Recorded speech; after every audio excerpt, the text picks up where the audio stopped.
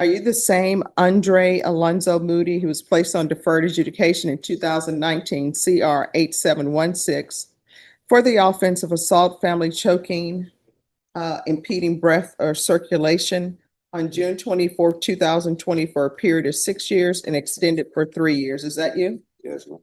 All right, state. Violation condition number 29, on or about the 23rd day of February, 2025, in Bear County, Texas. The defendant, Andre Alonzo Moody, did not comply with the rules and regulations of the GPS device 2019 CR 8716 in violation of condition number 29. How do you plead to that, true or not true? True. State, do you waive the other allegation? There's no other allegation there. No, there is, because this is the supplemental, so there is an allegation. Yes, right. We waived the other allegation that was in the original or potential. Any objection? Oh, no problem. Any objection? No objection, Judge. All right, Mr. Moody, did you understand by pleading true to violation of condition number 29, the court could find it true, grant the motion, find you guilty, sentence you up to 10 years in prison and up to a $10,000 fine? Knowing that, do you still wish to plead true to violation of condition number 29? Court will find violation of condition number 29 true. Is there a proposed agreement? There's not, Your Honor. I believe we're both hands open to Your Honor on the appropriate punishment.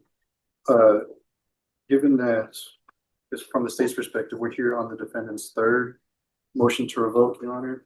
His first one was filed, looks like it's 3 months after he was initially placed on probation and being placed in June 2020. He was first MTR'd in September 2020.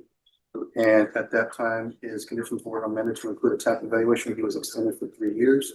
Then we come back about a year ago in June 2024 for his second MTR, where the conditions were altered and amended again at that point to add no contact with the victim and partial GPS.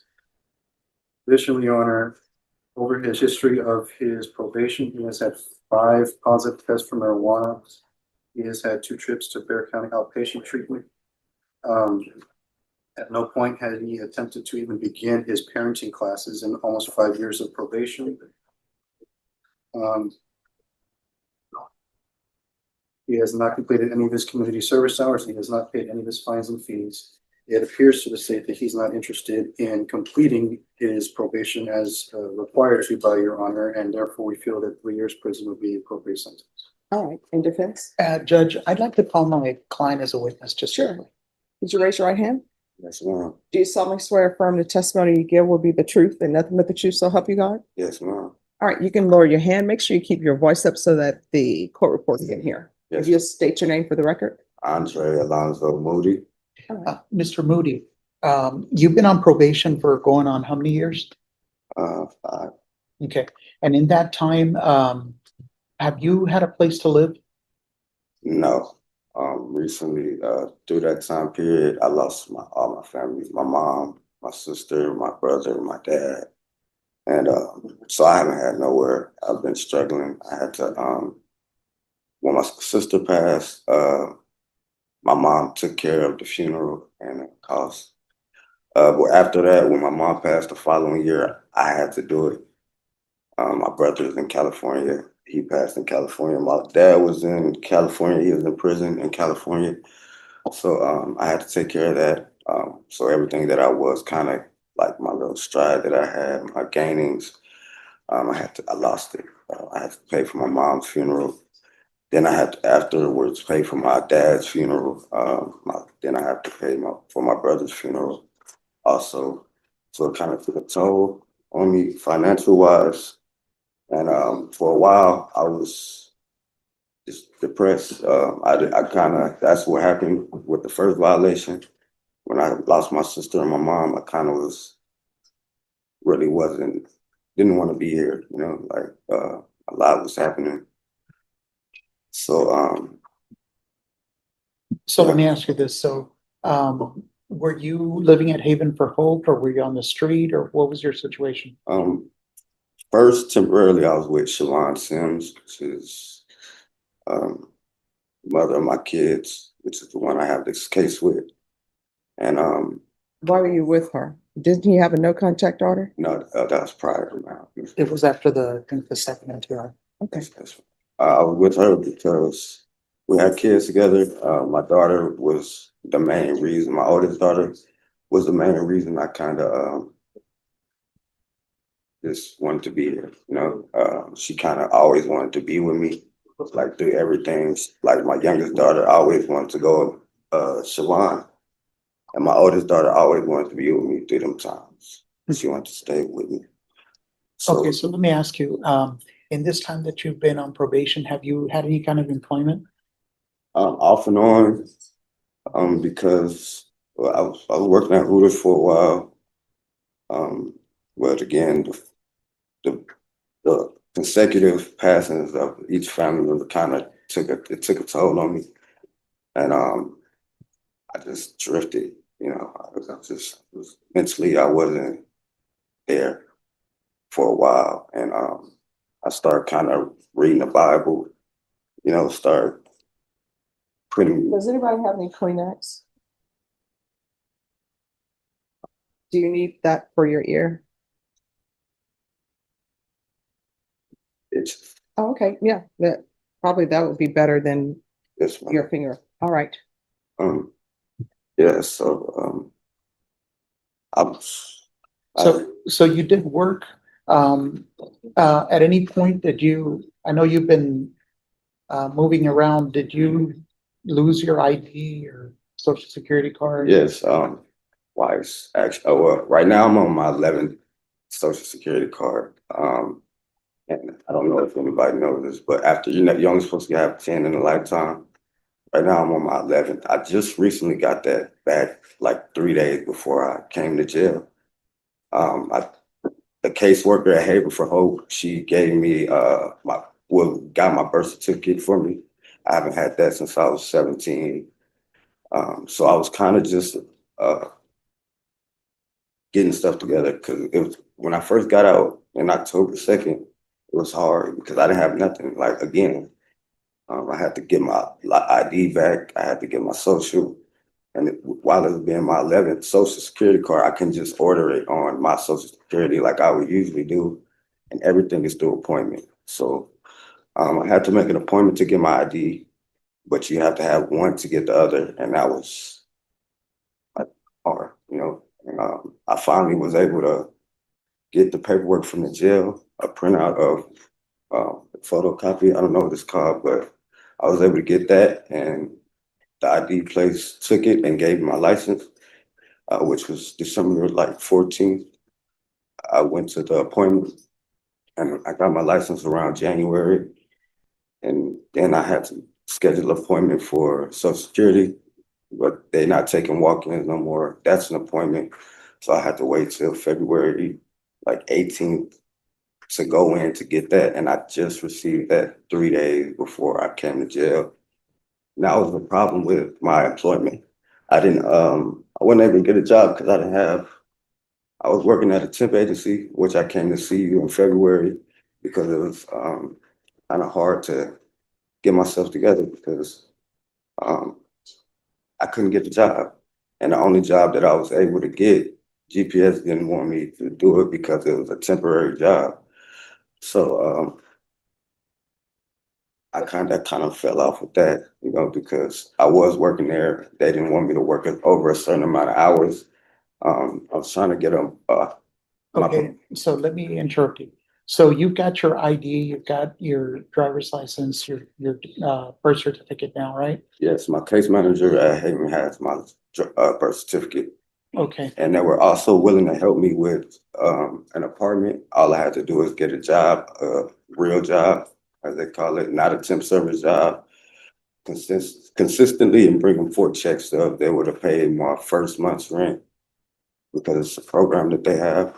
And, I never got that opportunity because I was arrested as soon as I got all my, you know. okay. And so, in this time that you've been on probation, some 5 years, have you been rearrested? Yes. You've been picked up new cases? You know, I haven't picked up no new cases. I've just been struggling to get on my feet. Every time I start to get like kind of the ball rolling, I always come to jail. and I lose everything again. I don't have nowhere to put it. You know what I mean? I leave it with certain people. It's not there when I come back. I have to consistently start over. And Okay, that's where I'm at right now. Right now, I'm at another process of starting over. And again, I finally got everything that I need to be able to work, to go do what I need to do. I'm interested in going to school. Is what I'm trying to go for welding. I was in school going for business management recently, but that was uh, like 2020 after my mom passed. I kind of cut that off too. let me ask you. The violation is that you haven't been complying with the regulations, the rules pertaining to the GPS. Did you visit your kids? I wasn't able to often, but my daughters, especially my oldest daughter, we have like a tight bond. So if I don't go like a long time without seeing her, Okay, so his question was, were you visiting your children? That's the question. yes, ma'am. Okay, and the kids are in the custody of Siobhan? Yes, ma'am. Yes, Okay. sir. And you know that after the second MTR, they said no contact with Right. Siobhan Sims. Yes, sir. Um, did you talk to her about visitation? Yes. Um, she had called me while I was standing in Haven for Hope. She called me twice, and I didn't answer because of the no contact order. But she texted me and she told me my daughter wanted to speak with me. And I told her to have her call me, and they video called me, and she was crying. She said she wanted to see me. I haven't seen her in a month. So that's how we set up the arrangement for me to meet with them at the park, and I played with them at the park for about an hour and a half, and I left, and that's how I picked up the violation number 29. Okay, and do you want to stay on probation? Yes, I do need the help because I'm struggling by myself. Miserable. It's hard.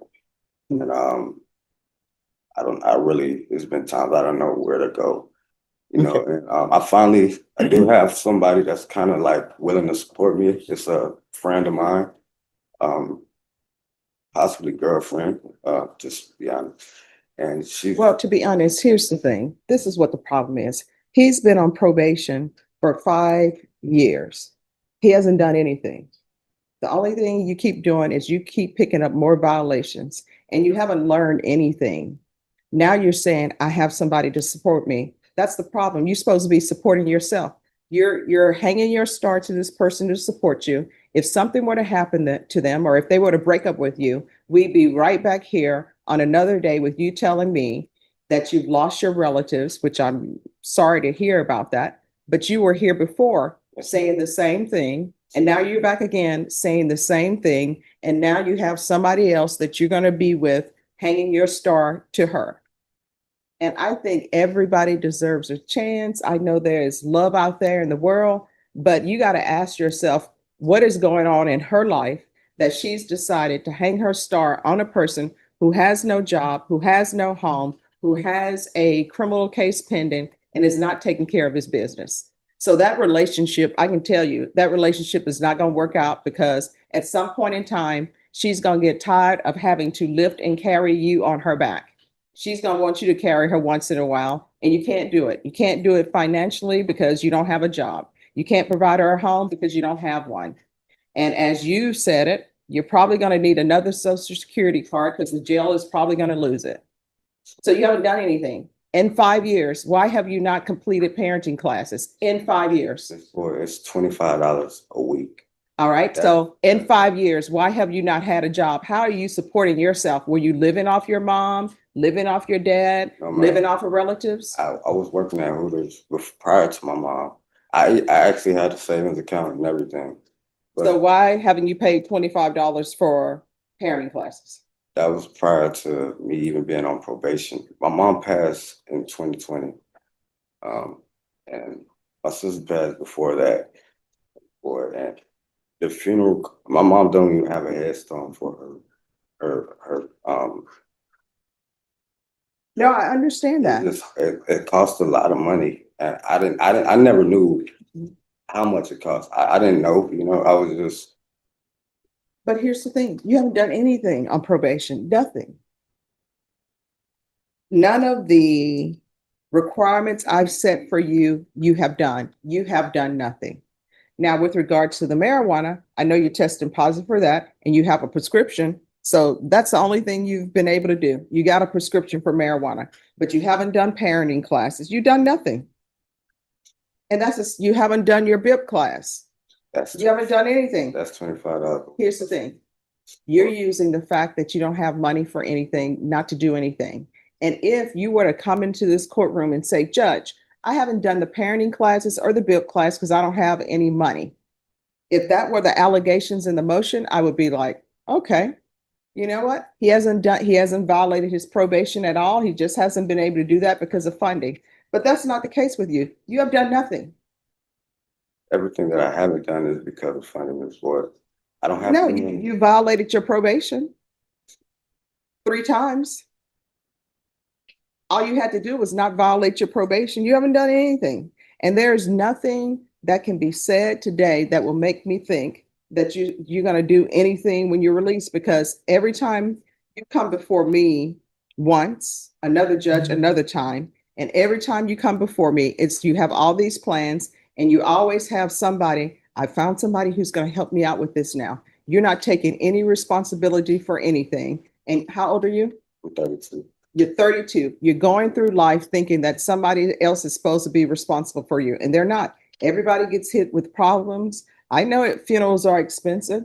That's why I decided I wanted to be cremated, and everybody else is saying, I want to be cremated. And you know what they've started doing? Raising the price on cremation. I remember you could get cremated for $2,000. Now it's up to 10. So I understand. Who knows? Maybe I'm just going to die in my house and have somebody let cats come in my house and eat me. I don't know. But what I'm trying to express to you is it is not anybody else's duty to take in an adult male and support them. You're not even supporting your children financially. Right. That's another violation of probation. So in the 5 years that you have been on probation, you haven't even supported your children because you don't have a steady job. No. But here we are, we're going out procreating and we don't have our lives together. I just don't think probation is appropriate for you. And there's nothing else that I can do for you anymore. I've tried my best.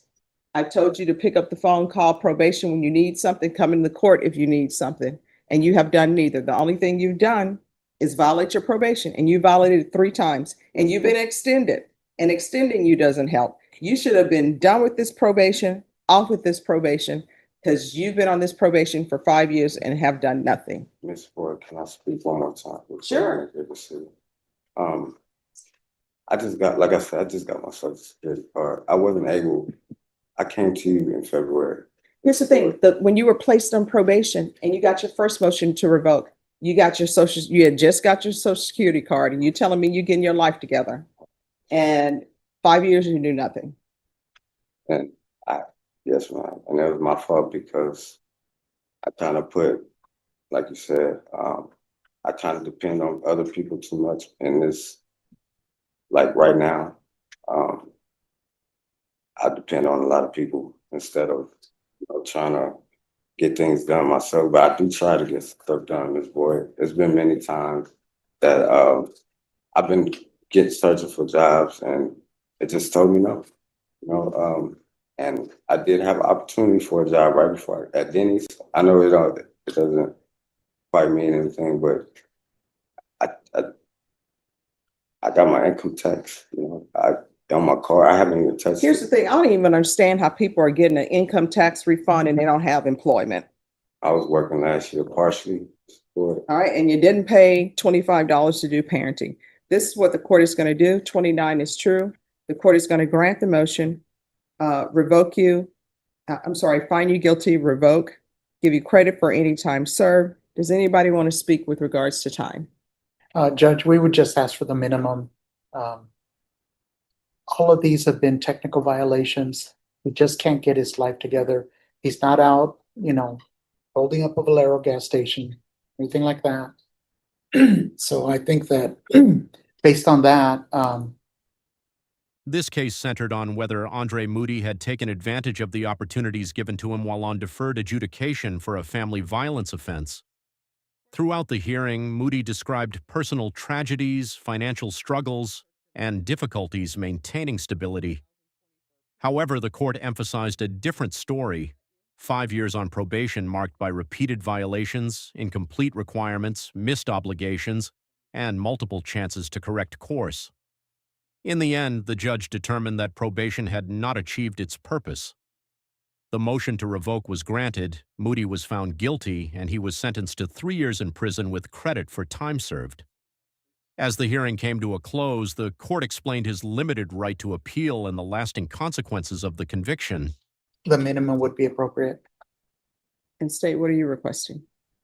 I'll defer to the court, Your Honor. All right, the court will sentence you to 3 years in the prison, give you credit for any time served, and the court will request the therapeutic community. Did you review the document entitled Trial Court Certification of Defendant's Rights to Appeal with your attorney? Did you understand it and sign it? Yes, ma'am. All right, you have a limited right to appeal. That right to appeal, oh, and I'm sorry, there's an affirmative finding of family violence. You have a right to appeal, and that right to appeal is a limited right to appeal. It relates to the allegations in the motion, not the fact that you're on deferred adjudication. Because this is a felony conviction and an affirmative finding of family violence, you're not allowed to own or possess any weapons or ammunition. If you have a question over what a weapon or ammunition is, you need to speak to an attorney. Do you understand? Yes, can I ask one more question? Sure. So I do have 390 days or 300 and something days. Is that accounted for as 2-for-1? Anytime that no. No. So here's the thing. This is a misunderstanding that people have. The court is not in charge of whether you get 2-for-1 or day for day. That has to do with whatever facility you are at and whether or not they decide to give you credit for that. What I can tell you is I sentence you to 3 years. You will do no more than 3 years. All right. Good luck to you. Thank you. Thank You're you. welcome.